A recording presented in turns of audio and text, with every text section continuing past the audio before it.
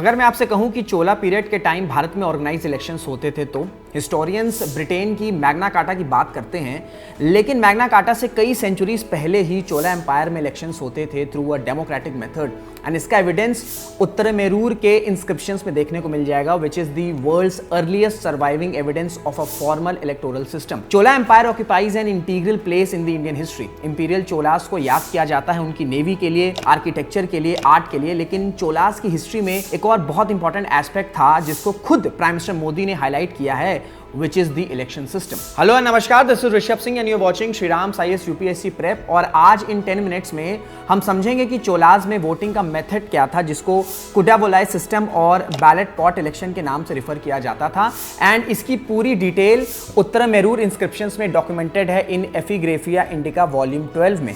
But video start करने से पहले एक इन्फॉर्मेशन, अगर आप यूपीएससी एस्पिरेंट हैं एंड आप कंफ्यूज हैं कि प्रिपरेशन कहां से करें और you are stuck in your UPSC preparation, तो आप अपनी सभी डाउट्स श्रीराम IAS के फ्री 1-to-1 मेंटरशिप फॉर्म में फिल कर सकते हैं। So now let's start the video. Chola empire में इलेक्शन प्रोसेस को समझने से पहले हम चोला एम्पायर के एडमिनिस्ट्रेशन को समझेंगे। देखिए, चोला एम्पायर में किंग की हाईएस्ट अथॉरिटी थी। किंग रॉयल ऑर्डर्स इशू करते थे ओरल फॉर्म में, जिसको प्राइवेट सेक्रेटरी द्वारा रिकॉर्ड किया जाता था। देन ये रॉयल ऑर्डर्स कंसर्न ऑफिशियल्स को भेजे जाते थे और ऐसे ऑर्डर्स इंस्क्रिप्शन में भी टर्न हुए हैं। नाउ चोलाज में काफी स्ट्रॉन्ग एडमिनिस्ट्रेशन था एंड काफी ऑर्गेनाइज भी था। बेटर गवर्नेंस के लिए एडमिनिस्ट्रेशन डिविजन्स क्रिएट किए गए थे एंड जो किंगडम्स थे वो प्रोविंसेस में डिवाइडेड थे जिसको हेड गवर्नर्स करते थे।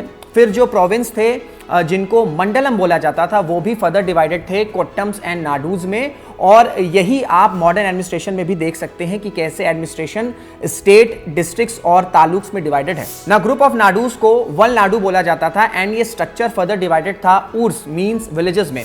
अब विलेज एडमिनिस्ट्रेशन को भी समझ लेते हैं थोड़ा सा। उत्तरमेरूर इंस्क्रिप्शन में चोलास के विलेज एडमिनिस्ट्रेशन की फंक्शनिंग के बारे में डिटेल देखने को मिलती है, जिसमें कंपोजिशन ऑफ काउंसिल, काउंसिल्स के पार्ट होने की eligibility, election procedures and the limits to their power, ये सब है।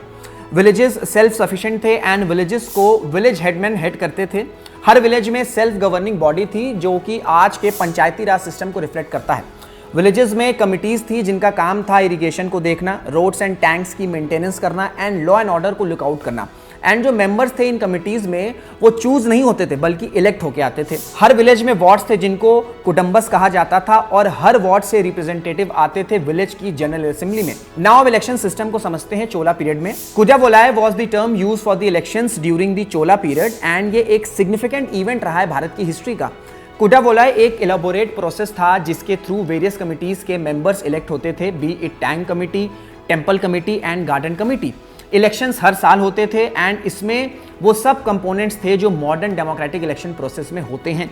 जिन मेंबर्स को इलेक्शंस कंटेस्ट करना होता था उनको पहले क्वालिफिकेशंस क्राइटेरिया मीट करना होता था। कोई भी मेंबर तभी एलिजिबल होता था इलेक्शन कंटेस्ट करने के लिए जब वो 30 ईयर से ऊपर हो और 70 ईयर से कम हो। मेंबर्स को लैंड भी ओन करना होगा जिसका वो टैक्स पे करते हैं। मेंबर्स का खुद का घर भी होना चाहिए। देन मेंबर्स को वेदास का नॉलेज होना चाहिए and should be a person of good character. Qualification criteria के साथ साथ डिस्क्वालिफिकेशन के रूल्स भी थे, जैसे किसी भी मेंबर ने अगर कुछ भी गलत काम किया हो, बी इट स्टीलिंग और अडल्ट्री, उन मेंबर्स को डिस्क्वालीफाई कर दिया जाता था। किसी ने भी अगर ब्राह्मण, वुमेन, काउ या चाइल्ड का मर्डर किया है तो वो इलेक्शन कंटेस्ट नहीं कर सकता था। अब जो भी एलिजिबल कैंडिडेट्स हुआ करते थे उनके नाम सेपरेट पाम लीव्स में लिख दिया जाता था, फिर इन लीव्स को पॉट में डाला जाता था एंड देन उनको मिक्स कर दिया जाता था। इसके बाद टेंपल प्रीस्ट या यंग बॉय को बोला जाता था लीव्स को पिक करने के लिए एंड टोटल 30 लीव्स पिक्ड होती थी, जिसमें से 12 मेंबर्स एनुअल कमेटी के लिए इलेक्ट होते थे, 12 मेंबर्स गार्डन कमेटी के लिए एंड 6 टैंक कमेटी के लिए। हर मेंबर का टेन्योर 1 साल का होता था एंड अगर कोई मेंबर इलेक्ट हो गया तो वो नेक्स्ट 3 सालों के लिए इलेक्शंस नहीं कंटेस्ट कर सकता था।